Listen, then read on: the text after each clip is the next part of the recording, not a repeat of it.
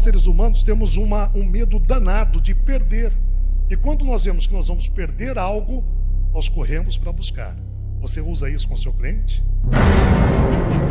Comunicação não é o que falamos. Comunicação é como o nosso cliente entende aquilo que nós falamos. Cuidado com o vocabulário, cuidado com o que nós chamamos em comunicação de vício de linguagem.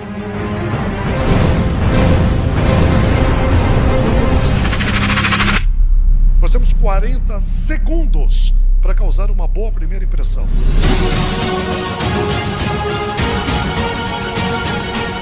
7% palavras, 38% tom de voz, 55% gestos. Nós só conseguimos vender, fechar o negócio quando somos autênticos.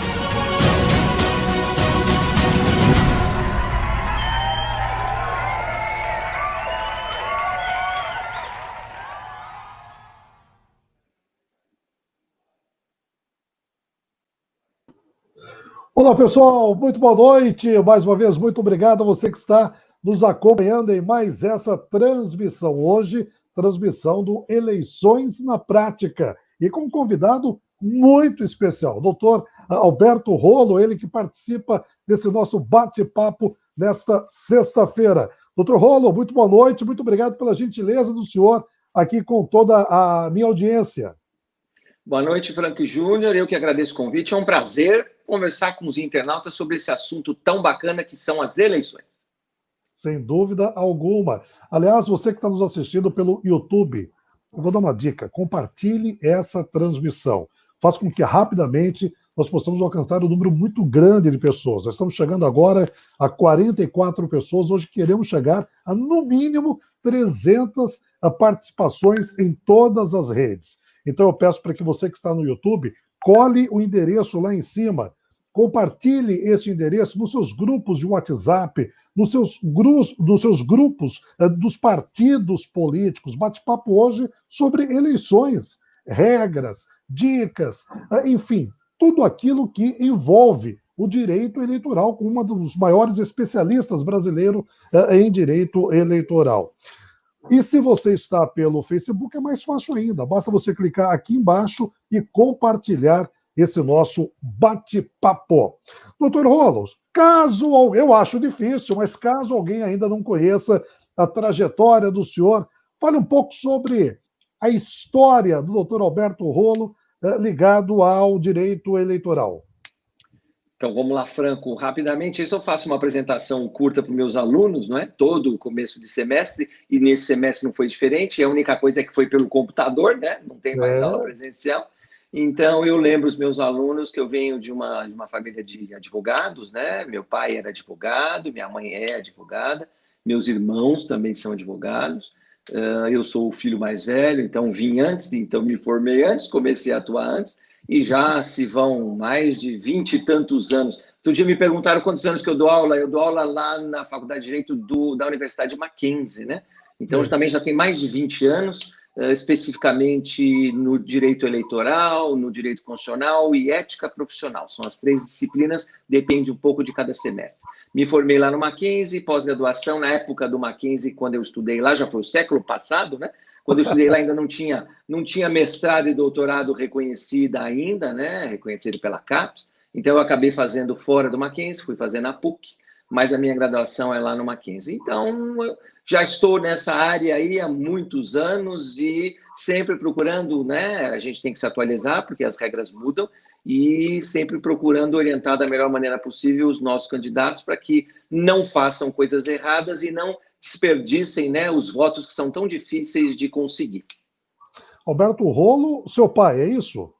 Eu também sou Alberto Rolo, né? É que no meio eu tenho o nome da minha mãe, mas Alberto Rolo era o meu pai, eu também sou Alberto Rolo. É que no meio tem o nome da minha mãe, acho que aparece aí o meu nome completo, Alberto Luiz Mendonça Rolo. Esse é o nome completo, bonito, né? Mas no dia a dia a turma fala professor Rolo, Alberto Rolo, tá valendo. Eu me lembro, uma das primeiras campanhas que eu auxiliei o candidato na parte de oratória eleitoral Foi a campanha para a Assembleia Legislativa do Estado de São Paulo no ano de 1998. E antes disso, como radialista, trabalhava em uma emissora na cidade de Bauru, minha cidade natal, e o seu pai, Dr. Rolo, nos deu uma entrevista coletiva, fez uma análise coletiva, isso foi em 1997, na antiga Rádio Auriverde da cidade de Bauru, no interior de São Paulo. Então é uma alegria hoje fazer esse bate-papo com o senhor. Dr. Rolo, nossa audiência aqui, basicamente, de candidatos que buscam, no dia a dia, de postagens minhas, de compartilhamentos meus, técnicas de comunicação e oratória eleitoral, falar bem, encantar. E eu penso que nessas eleições de 2020, até em razão de toda a situação, pandemia e tudo mais, redes sociais, esse tipo de comunicação que nós estamos tendo nesse instante, à distância, eu penso que nunca antes, em eleições passadas, terá tanta força agora, no período eleitoral. Qual é a opinião do senhor em relação a esse aspecto?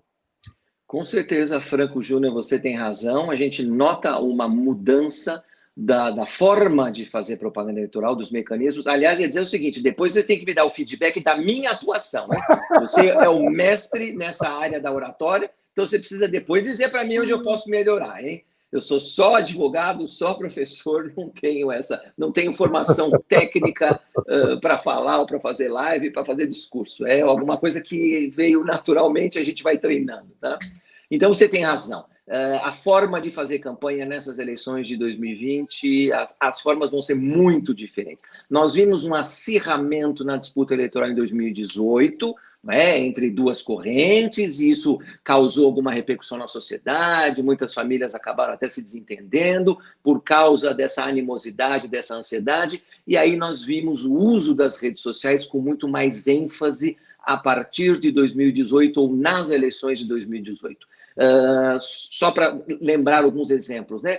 Teve candidato lá à presidência da República que tinha o maior tempo no horário eleitoral gratuito de rádio e televisão, e isso não serviu para nada, ele nem foi para o segundo turno. Ao contrário, candidato que tinha poucos segundos no horário eleitoral gratuito e acabou vencendo a eleição por causa das redes sociais. Então, hoje ninguém tem dúvida de que as redes sociais são uma ferramenta importante, um instrumento importante para qualquer candidato.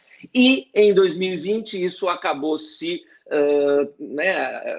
ficando mais importante ainda, né? Ganhando maior importância por causa da pandemia, porque aquelas formas clássicas de fazer campanha, a gente pode falar, né, pessoal do interior, às vezes eu falo, né, meus exemplos, né, o candidato andava na rua principal, você falou de Bauru, anda na rua principal lá de Bauru, na Rua do Comércio, vai pelo lado direito, depois volta pelo lado esquerdo, cumprimentando todo mundo, abraçando todo mundo, depois vai comer um pedaço de bolo de fubá com um cafezinho lá na casa da Dona Maria.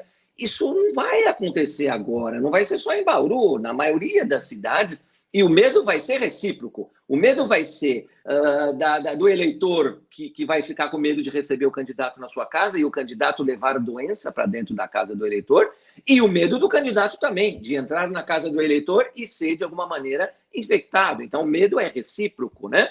Ainda que a gente tome todos os cuidados, com máscara, com álcool gel. Então, vai ser uma campanha mais diferente ainda, então mais ênfase nas redes sociais. E aí acho que a gente chega no ponto principal para o pessoal então que se interessa, que são os candidatos. Como é que eu vou utilizar essas ferramentas dentro da lei, na maior legalidade, sem correr risco, sem ser multado pela Justiça Eleitoral e, dependendo do que fizer, correr o risco de perder o mandato lá na frente. Eu falei do presidente Bolsonaro, que ganhou a eleição, de usar as redes sociais, mas nós temos que lembrar que tem 7 ações lá no TSE que questionam a forma do presidente Bolsonaro ter utilizado as redes sociais, spam em massa, esse tipo de coisa. Eu não estou tendo nenhuma conotação política, não interessa para ninguém o meu pensamento político, o que interessa são os fatos. Existem 7 ações na Justiça Eleitoral que podem até gerar a cassação do mandato do presidente da chapa, né? Do presidente e do vice. Então, a gente não precisa fazer as mesmas coisas erradas se é que alguém fez coisa errada. Quem decide isso é a Justiça. Não é você, Franco, nem sou eu, nem são os nossos internautas. Quem decide é o TSE. Então a gente não precisa, pode fazer a coisa da maneira correta e aí não vai correr o risco, né, a cada momento, né, que a notícia fala, olha, amanhã vai julgar a chapa do Bolsonaro, o Mourão, e aí fica aquele agito todo, né, aquela insegurança toda. Não precisa, faz a coisa certa e aí quem for eleito vai aproveitar e vai desempenhar o mandato e vai para a reeleição, se for o caso, mas dentro da maior paz, da maior tranquilidade. É isso que a gente tem que fazer. Agora, existe uma confusão, e eu percebo isso do ponto de vista de comunicação, o senhor, como especialista no direito, deve também ter essa percepção, que até por ser novidade, o candidato confunde muito, né? Usar rede social como simples post. E não é. A rede social permite, dentro da legalidade, fazer muito mais do que postar, ou do que colocar a foto dele conversando com alguém, com máscara, mesmo colocar a foto dele, de repente, com a família. Enfim, falta ainda para o candidato brasileiro, até por ser nova, né, a utilização de redes sociais, falta ainda estratégia inteligente por trás, doutor Rolo? Com certeza, estratégia de comunicação. E aí a gente tem que separar dois momentos, né, no tempo. 26 de setembro até 26 de setembro, hoje é dia 4, não é isso? Então, até 26 de setembro é um momento, depois de 27 de setembro é outro momento. E isso é importante para a comunicação. Até 26 de setembro, o que a lei permite? Permite que eu me exponha, como eventualmente nós estamos fazendo agora. Você, Franco, está se expondo, eu, Alberto Rolo, estou me expondo, estamos falando de qualidades profissionais, de experiências profissionais, qual é a formação técnica, a formação teórica. Então, tem gente que fala, né, pelo menos fica fácil de entender, autoelogio. Né? Você fala bem de você mesmo, eu falo bem de mim mesmo, da onde a gente veio, qual é a experiência que a gente tem, e aí diz para o eleitor, olha, hoje eu estou preparado, hoje eu tenho mais idade, hoje eu fiz curso, eu me preparei, eu fiz um curso de gestão pública, eu fiz um curso de gestão administrativa, não sei o que for, é autoelogio. Isto pode. Veja que a lei, Franco, permite, inclusive, isso agora, até 26 de setembro, a lei permite, inclusive, e aí em qualquer lugar, nas redes sociais, na entrevista no jornal, na entrevista na rádio. A lei permite, inclusive, que eu fale de plataforma de gestão. Veja bem, se eu sou candidato a prefeito, eu poderia falar. Vamos falar de Bauru? Você deixa eu falar de Bauru? Claro, então, vamos lá. Com alegria. Então, vamos lá falar de Bauru. Alguém quer ser candidato a prefeito de Bauru. Então, vai lá na rede social, vai no Instagram, vai no Facebook e vai dizer, olha, Bauru está uma cidade tão judiadinha, vamos melhorar aí o asfaltamento das ruas, vamos melhorar os parques municipais, vamos melhorar os postos de saúde, ou seja, plataforma de governo. Eu estou dizendo, olha, né, na cabeça do eleitor se eu for eleito, eu vou melhorar isso, eu estou assumindo esse compromisso com você, né? Só que sem pedir voto. A grande questão aqui até 26 de setembro, sem pedir voto. O limite é pedir voto. O limite é dizer, voto em mim. Esse é o limite. Exatamente, é isso mesmo. Então, até 26 de setembro eu vou dizer, eu sou bom, eu sou competente, eu sou capaz, né? Autoelogio, e pronto. Vou dar as minhas qualidades, o meu plano, a minha plataforma e ponto. A partir do 27, Franco, aí não. Aí preciso do seu voto. Vota em mim. Se você quer que eu melhore a saúde, você quer que eu melhore a educação, eu preciso do seu voto. Essa é a diferença. As ferramentas, os instrumentos são os mesmos. Rede social, rádio, televisão. 27 de setembro, aí eu posso pedir voto. Né? Aí até vai mudar. Rádio e televisão, que é a grande mídia, até aí, a partir de 27 de setembro, não pode mais simplesmente alguém lá num programa e pedir voto, né? Mas hoje pode entrevista, não tem problema. A gente está vendo aí, é só a gente abrir aí as grandes televisões. Outro dia eu vi numa grande televisão aí, entrevista com um pré-candidato, daí o nome vem pré-candidato, a prefeito aqui em São Paulo. E esse pré-candidato dizia, olha, eu tenho 40 anos de vida pública, eu fui secretário, eu fui vereador, fui deputado, fui embaixador, não sei aonde, portanto, eu tenho experiência, são 40 anos, eu estou preparado. Pronto, isso na pré-campanha. Duas dúvidas, doutor Rolo. Ele dizer que ele é pré-candidato, ele pode fazer essa afirmação? Sou pré-candidato a vereador, sou pré-candidato a prefeito. Ele pode informar na pré-campanha que ele é pré-candidato? Por enquanto, a Justiça Eleitoral ainda não reclamou. Como a lei diz que eu posso falar das minhas qualidades, né? Então aí a gente coloca essa palavra aí, né? Pré-candidato. Então, por enquanto, a Justiça Eleitoral ainda não reclamou. Você vai entender por que eu estou falando ainda, Franco. Ainda não reclamou porque eu não estou pedindo voto. Eu sou pré-candidato a prefeito de Bauru. Eu não estou pedindo voto, eu estou informando, estou noticiando. Agora, o problema vai ser, e eu atendi alguém hoje, veja a coincidência, o problema vai ser quando eu colocar lá na minha apresentação ou no meu material, colocar lá pré-candidato a prefeito de Bauru e embaixo o número 75, sei lá, acho que não tem nenhum partido tal 75. Opa, mas aí foi a desculpa que eu ouvi.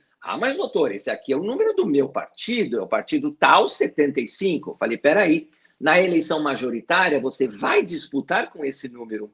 Então, quando você fala sou pré-candidato e coloca o número 75, quando você junta as duas coisas, então fica um pedido de voto. Pode ser um pedido implícito, né, Franco? Aí você é o comunicador, mas peraí, se você junta as minhas qualidades, eu sou maravilhoso, 75, partido X, juntando as duas coisas, aí eu acho que em algum momento a Justiça Eleitoral vai reclamar, como tem acontecido. Na eleição municipal, a competência para decidir é sempre do juiz eleitoral lá da zona eleitoral. Acho que hoje, inclusive, teve um juiz eleitoral no Rio de Janeiro que andou mandando tirar coisa da rede social. Provavelmente é porque ele entendeu que havia exagero, o que não significa que o juiz é absoluto, né? O juiz também pode errar e, para isso, tem recurso para o Tribunal Superior também. Mas, naquele momento, é o juiz que decide. Então, quando a gente fica nessa linha tênue, divisória entre o que fazer e o que não fazer, eu sempre prefiro ser mais conservador, que foi o que eu falei para a consulta de hoje. Falei, olha, se você quiser colocar 75 partido X, corre o risco do juiz achar que isso já é pedido de voto, ainda que seja um pedido implícito, e aí você vai tomar uma multa, depois não reclama. Agora, quer ser conservador? Quer correr risco zero? Tira 75 PX, deixa só o seu nome, Zezinho, pré-candidato a prefeito de Bauru. Pronto, já está valendo, você já está se expondo. Não precisa correr. Sim, importante, sem dúvida alguma. Estamos chegando agora a 178 pessoas. Pessoal, preciso demais que você compartilhe este bate-papo meu com o Dr. Rolo, Dr. Alberto Rolo, um bate-papo delicioso. Então, clica aqui em cima, copie o endereço, compartilhe nas suas redes. Vamos bater hoje a casa das 300 pessoas assistindo esse nosso bate-papo dessa noite. Dr. Rolo, houve a convenção partidária. Meu partido fez a convenção, a distância, como o tribunal permitiu, indicou. A partir do momento da convenção, eu já sou candidato ou é só no dia 27? Vamos lá. Primeiro, lembrando que por esse calendário que foi atrasado por causa da pandemia, as convenções estão se realizando nesses dias. Começou segunda-feira, 31 de agosto, e vai até o dia 16 de setembro. Então, nós estamos aí no meio do prazo, né? Começou segunda, vai até o dia 16. O que diz a lei? Os candidatos devem ser escolhidos, é uma exigência legal, devem ser escolhidos em convenção. Convenção não é uma frescura, é uma exigência da lei. Então, tem que fazer convenção. Agora, o que o TSE permitiu é que as convenções fossem feitas de forma virtual, tem partido que está fazendo, não é obrigatório fazer, faz se quiser, não é? Então, alguns partidos estão fazendo de forma virtual, outros ainda estão fazendo de forma presencial, com todo o distanciamento social, máscara, álcool gel. E aí, então, a partir da convenção, aquele que era um postulante, né, um pré-candidato, passa a ser candidato. E aí você tem razão na pergunta. A partir da escolha em convenção, eu sou candidato, mas eu continuo não podendo fazer campanha, porque a campanha é só a partir de 27. Então, eu sou candidato escolhido no meu partido.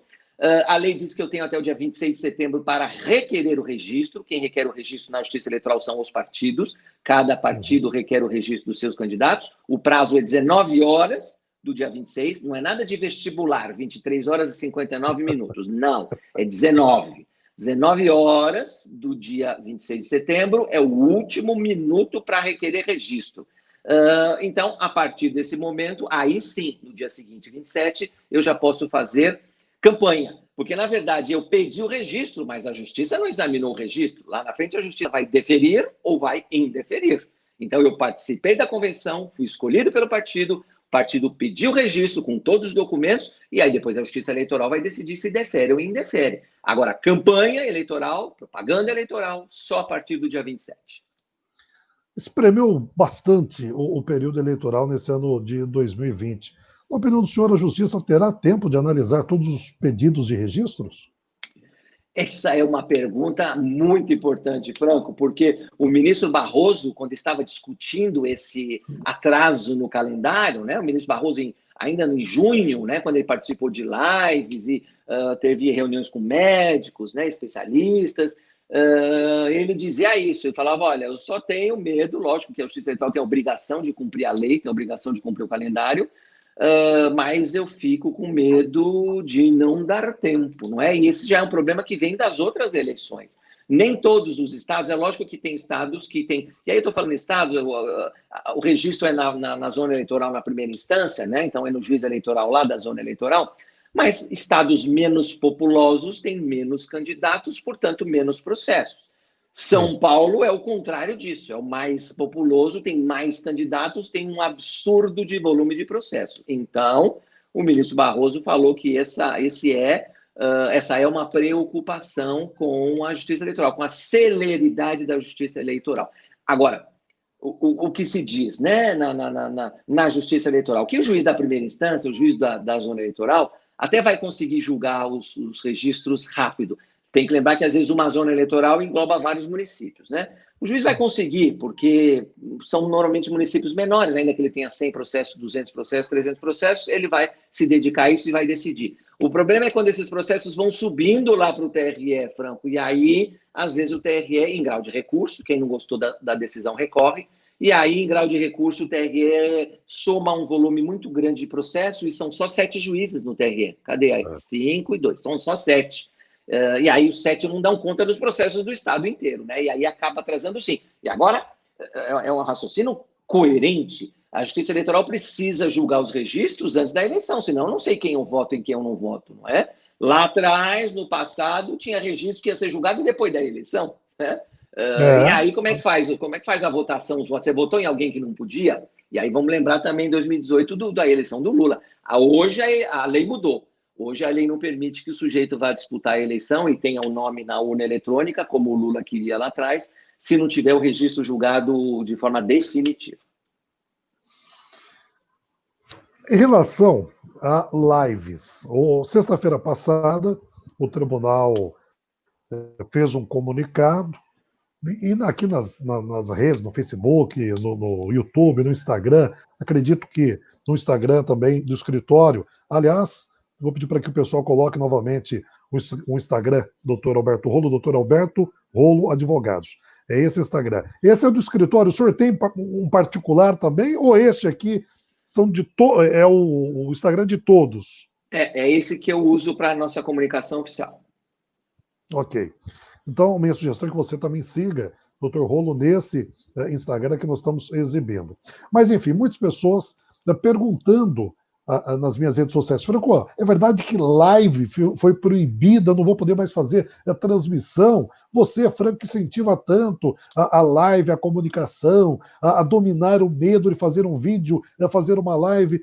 Por que dessa confusão, doutor Rolo? O que exatamente o tribunal proibiu e comunicou essa proibição sexta-feira passada? Franco, você está sendo preciso nas suas palavras. Aí é um problema de comunicação.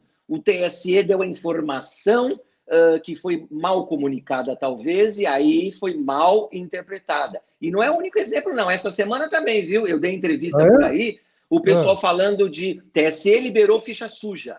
Não é verdade, está errado. Essa comunicação está completamente equivocada. O TSE não liberou ninguém. O TSE tem que cumprir a lei. Depois eu volto nesse segundo exemplo. Vamos na sua pergunta. Então, o que o TSE proibiu? E aí sim, a decisão é essa.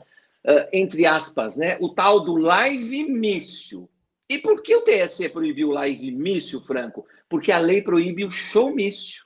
Antigamente, quando eu falei para você lá no século passado, o pessoal fazia comício e contratava o show do Zezinho e do Zezão, né, que eram artistas importantes, que cobravam 500 mil reais para cada show, né, o Zezinho e o Zezão. E aí o povo não ia lá para ver o comício e nem para ouvir o candidato de Bauru para falar. Ia lá para ver o show do Zezão e do Zezinho. Então, a Justiça Eleitoral percebeu e o legislador percebeu que isso é uma enganação. Então, peraí, showmício significa que você vai lá para ver o show, não o mício, não é? E aí a Justiça Eleitoral já estava restringindo e a lei foi lá e proibiu. Então agora não pode mais showmício, ponto. Então aí, com a evolução das redes sociais, o pessoal inventou de fazer live mício. Live é isso que a gente está fazendo agora, Franco. Nós estamos batendo um papo, ouvindo cento e tantas pessoas que estão nos assistindo e interagindo. 222 agora.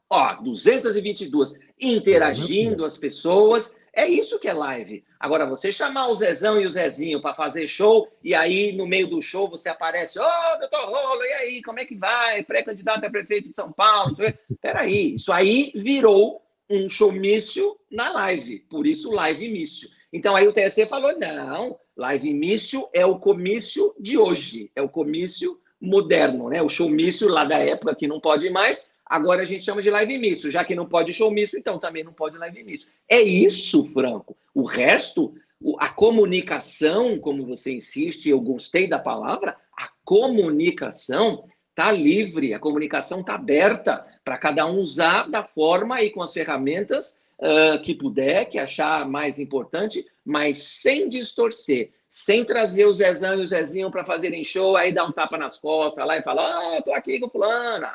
Isso aí é enganação. Então, essa foi a primeira comunicação errada lá atrás. E aí vem a segunda comunicação errada, que é o tal do... o TSE liberou ficha suja. E aí, eu até tive uma divergência aí numa entrevista ao vivo, porque, pessoal, lógico, né? O pessoal acha que política é tudo bandido, né? Não, então, a pena é de 8 anos, eu vou aumentar para 10, é pouco. 10 anos, eu vou aumentar para 12, que é pouco. Pendura no poste, enforca. É assim, né? Política é tudo bandido. E aí eu precisei lembrar o seguinte. Vamos parar? A lei diz que a inelegibilidade é de 8 anos. 5 daqui, 3 daqui. 8 anos. Então, vamos fazer uma conta? É matemática. Eleição de 2012 foi no mês de outubro. Projeta 8 anos. Vai dar outubro de 2020. A eleição foi mudada. Então, a eleição agora é em novembro. Então, dá 8 anos e 1 mês. Então, aí eu disse o seguinte, e foi o que os ministros decidiram. Não foi por unanimidade, mas decidiram lá no TSE. Se a minha pena são 8 anos, não são 8 anos e 1 mês. Não são 8 anos e 2 meses. A lei diz que são 8, então são 8. Você não consegue aumentar a pena porque você quer. Não, aumentou o prazo da eleição, foi para novembro, então agora, por causa da pandemia, a gente aumenta para 8 anos e 1 mês. Falei, não. Ou a gente cumpre a lei ou vira bagunça. A lei diz que são 8 anos. Então, é a partir da eleição de 2012, outubro, 8 anos, da outubro de 2020. Até outubro de 2020, esse pessoal que foi condenado lá atrás está inelegível. Mas em novembro não está mais.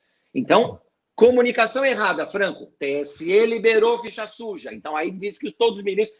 né, dá a impressão, a conotação de que os ministros do TSE são coniventes com corrupção, coniventes com coisa errada. E não é nada disso. É contar prazo. 8 anos são 8 anos, não são 8 anos e 1 mês. Então, a comunicação está errada. E você sabe por que eu falo isso? Porque eu faço parte de um grupo de advogados eleitorais, e aí começou a pipocar no grupo dizendo, olha, por causa disso está todo mundo me ligando. Doutor, agora eu estou liberado. Agora eu estou liberado. Peraí, quem disputou a eleição em 2014, 2016, 2018, não passaram os 8 anos ainda, mas a comunicação foi errada. TSE liberou ficha suja. Então, todo mundo que era ficha suja depois de 2012 achou, pronto, agora eu estou liberado. Está errado, está errado. Informação errada, comunicação errada, notícia errada. Já tinha candidato ficha suja fazendo santinho já. Aliás, essa questão de showmício, eu lembro, né? Era moleque. Quando você reunia, sei lá, 5, 8, né, 10 mil pessoas num showmício, era motivo de festa do candidato. Agora você faz uma live, né, dessas de cantores, você reúne 1 milhão, né, 2 milhões de pessoas. Seria um paraíso se pudesse fazer, né, a live mício, porque o alcance, indiscutivelmente, o alcance é muito maior. Mas a ponderação do senhor, aliás, a explicação do senhor foi certeira, e a live está permitida. O que não é permitido é a live mício. Agora, na live, quais são os limites? O que eu posso? Eu posso fazer um bate-papo com o meu candidato a prefeito da minha cidade? Eu posso fazer uma live com o líder religioso da minha cidade? Eu posso fazer um bate-papo com o candidato a vereador da minha cidade. Quais são os limites de uma live, doutor Rolo? Perfeito. A mesma coisa, o mesmo raciocínio que a gente desenvolveu no começo. Até 26 de setembro, qualquer live sem pedido de voto. Okay. Depois de 26 de setembro, você vai poder pedir voto. É um mecanismo, é uma ferramenta de campanha eleitoral, a live. Agora, vamos lá. Então, antes de setembro, antes de 26 de setembro, você não tem que prestar contas, porque não é despesa, não é gasto eleitoral. A partir de 27 de setembro, se tiver custo, se você contratou um profissional para fazer a apresentação como você está fazendo, ancorar a live, então aí você tem que... Aí é uma despesa de campanha, você contratou alguém para prestar um serviço. Então aí entra na despesa de campanha. Essa é a diferença. Aí você vai ter um pouco mais de burocracia. E aí vai poder pedir voto, né? Então, 27 de setembro você vai poder pedir voto. Agora, você falou uma coisa aí que me preocupou. Eu posso fazer uma live com o meu líder religioso, com o padre da minha igreja, o pastor da minha igreja? Pode, se for de uma manifestação individual daquele líder religioso. O problema é que a Justiça Eleitoral está atenta, é o tal do abuso do poder religioso, que também foi discutido agora há poucas semanas, onde simplesmente um líder religioso, e aí eu não estou criticando nenhuma religião especificamente, um líder religioso, um padre, um pastor, um apóstolo, sei lá o que o pessoal usa de título, não pode, dentro da igreja, pedir voto, porque aí é uso de pessoa jurídica para campanha eleitoral. E isso a lei hoje veda expressamente. A igreja é uma entidade com CNPJ, é uma empresa, entre aspas, né? Tem registro, tem conta bancária para receber as doações, para fazer as suas atividades. Então, é uma empresa. A empresa, pessoa jurídica, portanto, a igreja, não pode ter atuação eleitoral. Ah, mas o meu pastor quer dar um apoio lá, quer gravar um apoio. Perfeito, a gente vê no horário eleitoral do rádio e da televisão. Eu sou o pastor tal, eu sou o padre tal, estou aqui para apoiar o candidato tal. Perfeito, mas aí é uma manifestação da vontade daquela pessoa. Nós somos cidadãos brasileiros, a Constituição garante essa manifestação individual de apoio de preferência de qualquer cidadão, não tem censura, mas dentro da igreja não. E aí, Franco, significa que na live da igreja, no Facebook da igreja, no Instagram da igreja, não. Aí não pode, porque aí eu estou usando ferramentas da pessoa jurídica na campanha eleitoral. Aí não pode. Aliás, essa é a próxima pergunta. Onde eu posso, eu candidato, os candidatos que estão nos assistindo, estamos chegando à casa das 300 participações. Muito obrigado você que está compartilhando, muito obrigado você que está levando essas informações adiante, isso é importante. Por quê? Quando fazemos uma campanha dentro da legalidade, fazemos uma campanha digna. E todos nós que cobramos tanto, né, a dignidade, o respeito, é fundamental conhecermos essa legislação. E não só a comunicação eleitoral, como a legislação também eleitoral. Por isso que agradeço demais a participação do Dr. Rolo nesse nosso bate-papo nessa sexta-feira. Dr. Rolo, qual é a página, seja Instagram, seja Facebook, YouTube, qual é a página que eu, se fosse candidato, posso fazer a minha live? Hoje, em qualquer uma delas, você é pessoa física, está inscrito, paga a mensalidade, anuidade, ou sei lá o quê, qualquer uma delas hoje pré-campanha, com aquele cuidado de não pedir voto. A partir do dia 27, aí você tem que ter uma página oficial de candidato, que vai ser uma página que vai ser informada para a Justiça Eleitoral. Inclusive, a terminação dela é .can, de candidato. Agora, você pode transformar a sua página que você tem hoje, transforma ela numa página de candidato. E aí avisa, a partir do dia 27 de setembro, essa página agora é .can, de candidato. O que significa que aquilo que você vai fazer nessa página, você vai informar na Justiça Eleitoral como gasto, como despesa, né? Inclusive impulsionamentos. A gente vai falar de internet, a gente tem que falar de impulsionamento. Candidato pode fazer impulsionamento. Impulsionamento é pago, vai para minha conta eleitoral, prestação de contas. Pessoa física não pode fazer impulsionamento de propaganda. Pode compartilhar o post, como você falou no início, mas não pode fazer impulsionamento. Impulsionamento é você pagar para ter mais acessos, né? Então, é uma forma artificial, porque você está pagando, é uma forma artificial de você ter mais visualizações. Isso o candidato pode fazer. A pessoa natural não pode. Então, se eu tenho meu pai candidato ou meu filho candidato, eu não posso fazer para ele impulsionamento na minha página. Ele pode fazer na própria página, .cam, informar para a Justiça Eleitoral quanto gastou. Eu não posso fazer na minha página. Perceba candidato ou pré-candidato, perceba pré-candidata. Essa informação que o Dr. Rolo compartilhou com todos nós é fundamental. Quer dizer, todo o trabalho de estratégia que você já vem fazendo na sua página não é perdido após o dia 26, no dia 27. Você transforma todo esse trabalho em uma página de campanha logo após o dia 26. Ah, você não está fazendo nada ainda, você está perdendo tempo.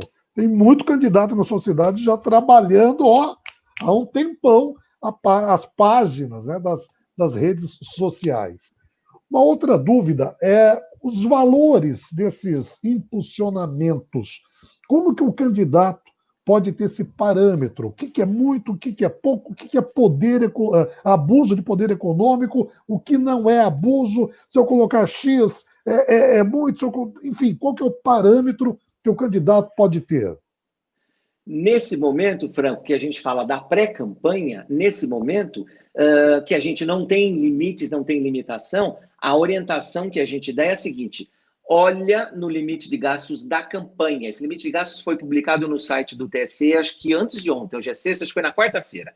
Então, e eu respondi, inclusive, sobre um município. Me ligaram lá um jornal, falou, doutor, qual é o limite lá? Eu falei, vamos abrir a página aqui? Entra na página do TSE e olha lá, município tal, e aí você tem limite de gastos para prefeito, limite de gastos para vereador. Vamos chutar um número. Eu ia falar Bauru, mas Bauru eu não sei, Franco, eu precisaria olhar, tá? Então vamos lá. Vamos imaginar que em Bauru, que é uma cidade grande, prefeito possa gastar R$500 mil e vereador possa gastar R$100 mil.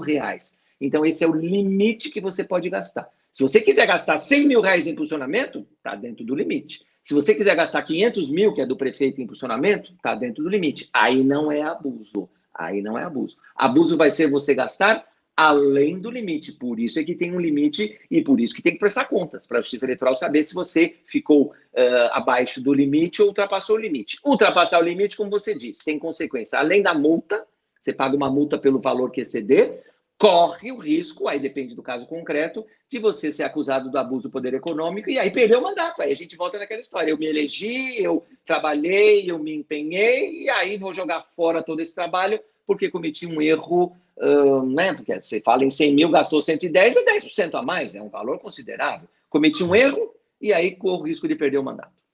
Mas esse limite é o limite de gasto de toda a campanha, não só do funcionamento. Isso, então faltou esse complemento. É o limite de gastos para toda a campanha eleitoral, portanto, o impulsionamento está dentro desse limite. Então, não dá para dizer são R$500, são R$1.000 ou são R$1.500. É o que você achar que é necessário, desde que esteja dentro do limite. E tem que prestar contas. Pega a nota fiscal e coloca lá e informa depois na prestação de contas. Senão as contas vão ser rejeitadas porque você me informou um impulsionamento de R$500. Doutor Rolo, vamos falar um pouco sobre fake news, que é um assunto também que chama muito a atenção, e a propagação também através de meio digital, seja uma rede, né, uma rede social, seja um WhatsApp, um Telegram, enfim. Só que antes, agradecer a sua participação, você que está aí nos assistindo, muito obrigado. Tem aqui alguns recados. Está aqui, olha, uma mensagem para o doutor Rolo, a prima, Nilceia Rolo. Boa noite. Muito obrigado pela participação nesse nosso bate-papo. Tem uma pergunta também aqui, doutor Rolo. Pessoal, o Reginaldo, parabéns, professor Rolo. Muito esclarecedor essa live, principalmente para mim, que participa como advogado de uma campanha. É uma prestação de serviço, doutor Reginaldo. Exatamente isso. Doutor Rolo, referência, sempre nos orientando e prestando serviço para todo mundo que trabalha em uma campanha. O Paulo Roberto. Muito boa noite, Paulo. Obrigado pela presença, obrigado pela participação. O Thor Mecânica. Boa noite. Pergunto se é permitido entrevistas em rádio web no período pré-eleitoral, uma vez que não há legislação que reconhece as rádios web. Então, respondo objetivamente. As regras, então, são as mesmas que valem para o período de campanha eleitoral.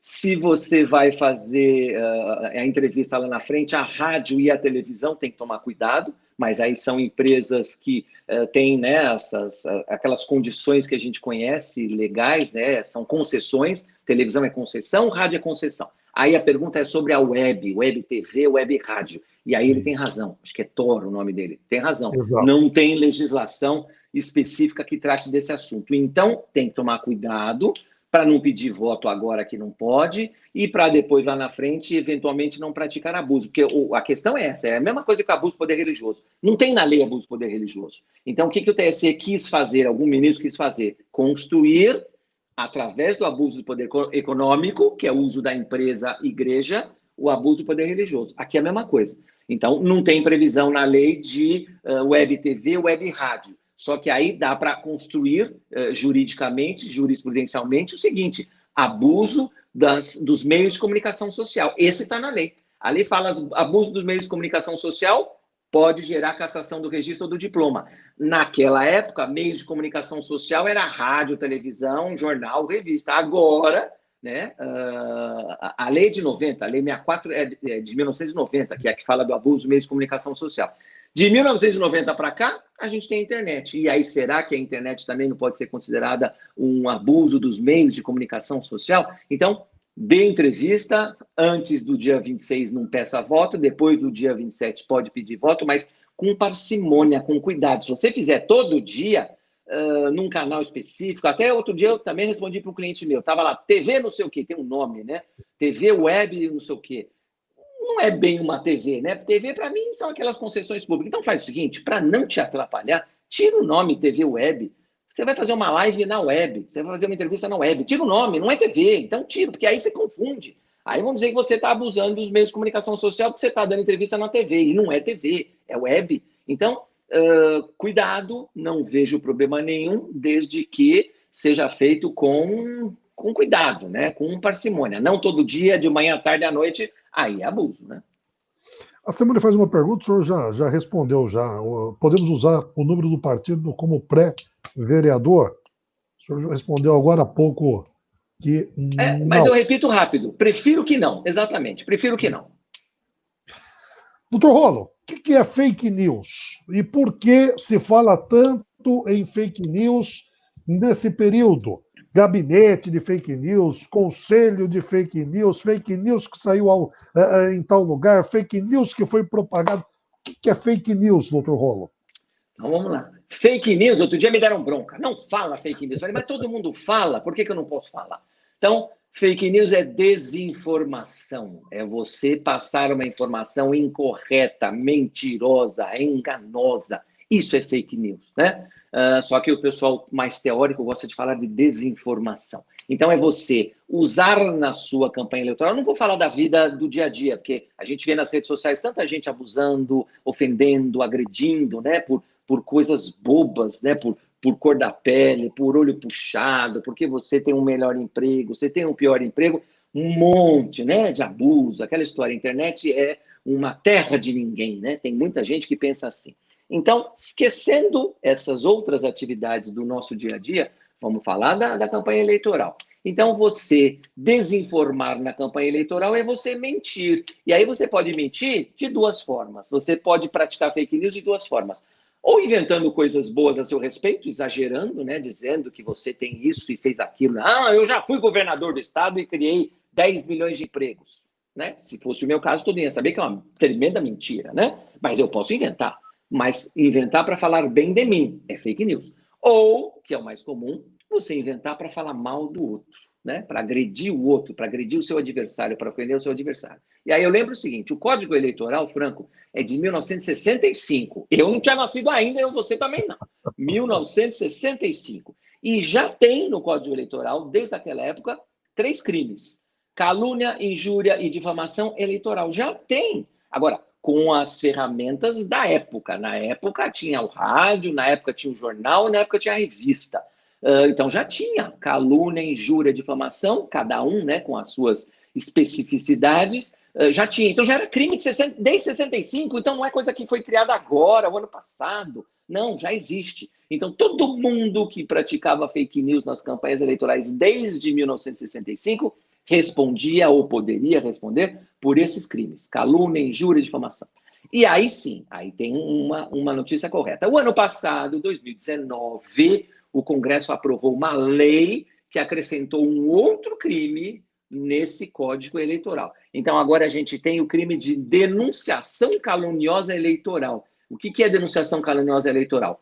Você não vai agredir diretamente, acusar alguém, praticar calúnia, injúria e difamação. Você vai fazer o seguinte: você vai inventar uma notícia e vai colocar essa notícia nas suas redes sociais, e aí, por causa da notícia, as autoridades públicas têm que agir. Então, vamos dar um exemplo, que eu dei outro dia na aula.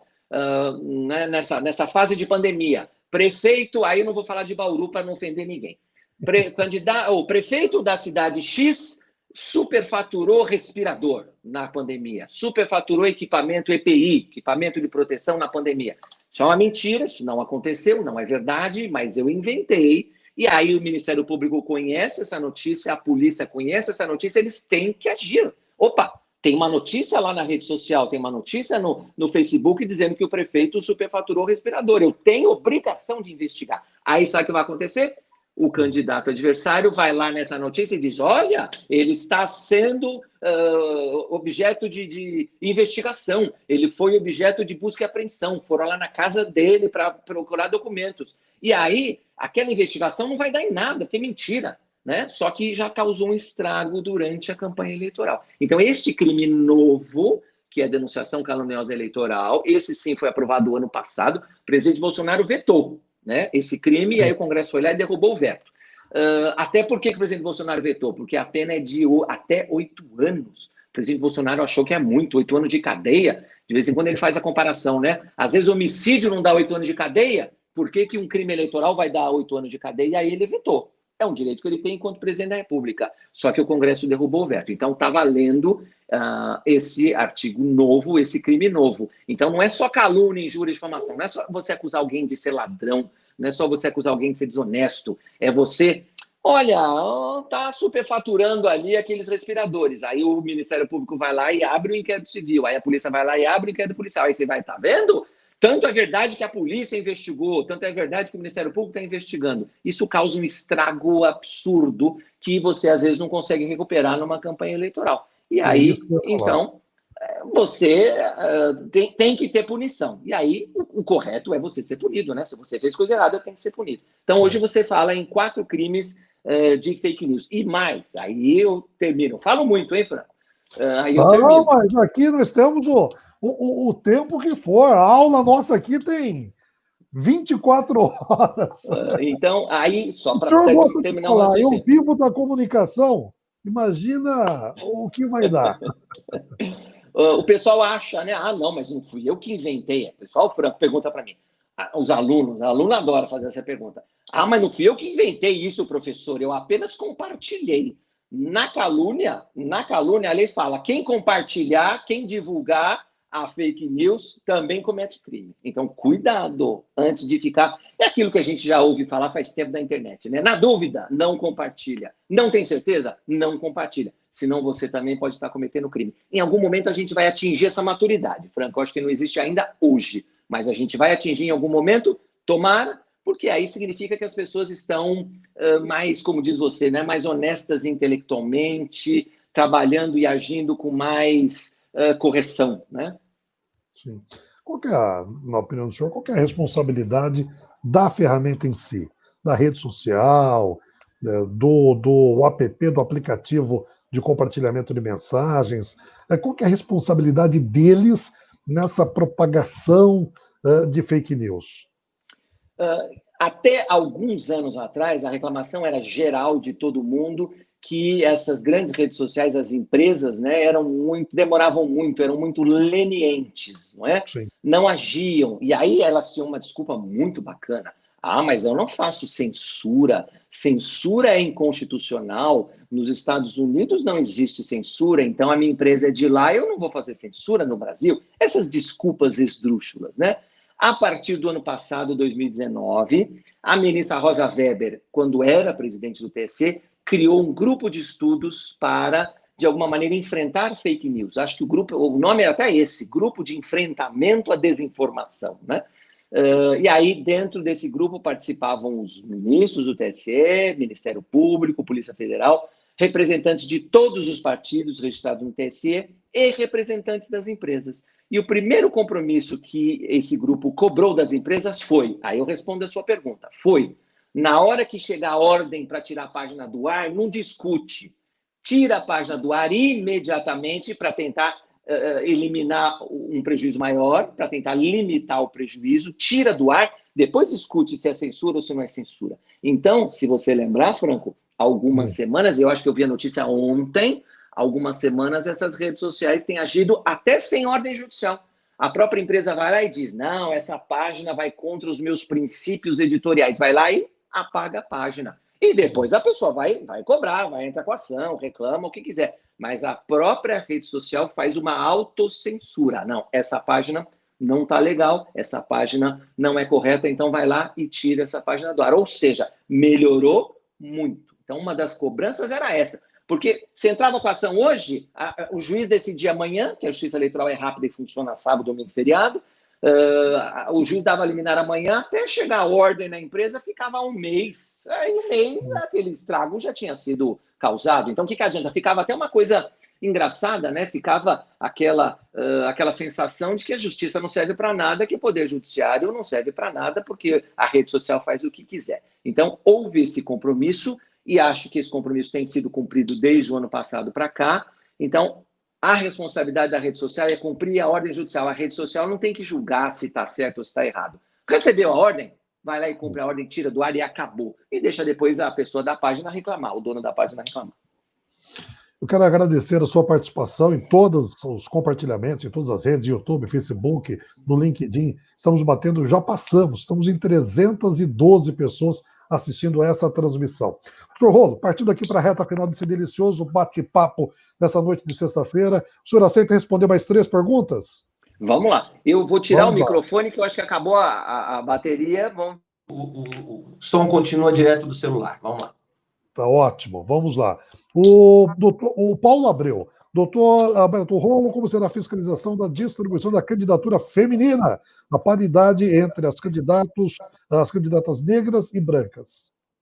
Então, vamos lá. Eu até fiz uma live, acho que foi semana passada, com um grupo de candidatos negros, viu? Foi muito bacana. Eu aprendo, Franco, o que eu aprendo com as experiências das pessoas é um absurdo, é muito bacana. E aí depois eu ensino isso para meus alunos, tá? Agora, vamos lá. Candidaturas femininas. Aliás, não é feminina. A lei diz que é 30% no mínimo para cada sexo, né? Essa é a letra da lei. 30% mínimo para cada sexo. Mas facilita o raciocínio falar de mulher. Então, a lei prevê, no mínimo, 30% candidaturas mulheres. Então, nenhum juiz eleitoral vai aprovar uma chapa de candidatos a vereador que tenha menos do que 30%. Então, nenhum juiz vai aprovar nenhuma chapa. Aí não é só não vai aprovar aqueles candidatos que excederem. Não, é 0. A chapa não vai poder lançar ninguém. Então, é 30% matematicamente. E na hora de arredondar, arredonda para cima, né? Então, fácil. Mulheres, o problema está resolvido. Nas candidaturas negras, eu acompanhei o julgamento há uma semana, 10 dias, lá no TSE. Aliás, é extremamente polêmica essa votação, né? Pois é, e eu fiquei um pouco triste, Franco, porque fizeram um pouquinho de jogada política lá, né? Os ministros que votaram, não, nós somos a favor das candidaturas negras, vamos resgatar um problema histórico do Brasil, e então, os negros têm os mesmos direitos, não sei o quê. Ah, mas só em 2022. Peraí, então está fazendo política. Então, faz o seguinte, não está na lei, não tem previsão expressa na lei, então eu não posso reservar vagas para candidaturas negras, nem femininas, nem masculinas. Pronto, que foi o que alguns ministros disseram lá. Mas todo mundo quis fazer política, falou, não, tem direito sim, mas não agora, depois. E aí joga para o Congresso, né? Vamos ver se o Congresso vai fazer. Eu quero ver se o Congresso vai fazer. Aliás, em alguma dessas lives eu já falei o seguinte, o pessoal depois me xingou, né? Que negócio é esse de 30% de mulheres, né? Até mulheres, numericamente, já que nós estamos falando de IBGE, em estatística, para falar dos negros e justificar as candidaturas negras, então vamos começar o seguinte, metade homens, metade mulheres. Pronto, é meio a meio. É meio a meio, a sociedade tem até um pouquinho mais de mulheres, mas vamos, as mulheres dão esse troquinho pra gente. Meio a meio, metade homens, metade mulheres. E pronto, e acabou. E aí, dentro dessa metade de homens e dentro dessa metade de mulheres, vamos ver a participação dos homens negros, a participação das mulheres negras. Pronto! Aí fica igual para todo mundo. Fica criando esse negócio de cota de uma maneira política, aí, nesse ponto, eu sou contra, Franco. E a última pergunta vem lá do Reginaldo. Ele pergunta sobre a divulgação de informações negativas, porém verdadeiras, de pré-candidatos em relação a outro pré-candidato. Faço a resposta, Reginaldo. Se as informações são verdadeiras, você está trabalhando o nome, no nome do cliente, vamos imaginar assim, né, por cima do adversário. Você está fazendo uma crítica. A crítica é possível. Como é que você vai fazer campanha sem dizer que o transporte público está uma porcaria, que o buraco na rua está uma porcaria? Se é verdade, é uma forma de campanha eleitoral. A crítica, sim. Então, eu vi ele perguntando, como é que a Justiça Eleitoral vê? Aceita? É a crítica. Crítica política. Que história é essa? Eu não posso ser criticado? Não. Se não trabalhou direito, vai ser criticado e vai ser cobrado. Então, não tem problema nenhum, desde que seja verdade. Eu posso fazer uma campanha positiva em meu favor e posso fazer uma campanha negativa em desfavor do meu adversário. Faz as duas coisas juntas, não tem problema nenhum. Olha, saúde está uma porcaria, eu vou melhorar. Pronto, mas tem que falar que está uma porcaria. É um debate até saudável em época eleitoral, senão fica historinha para tudo que é lado. Tem que ter esse, né, debate de ideias e posicionamentos dentro da lei, saudável. Doutor Rolo, que satisfação. Muito obrigado. Que delícia, que bate-papo delicioso.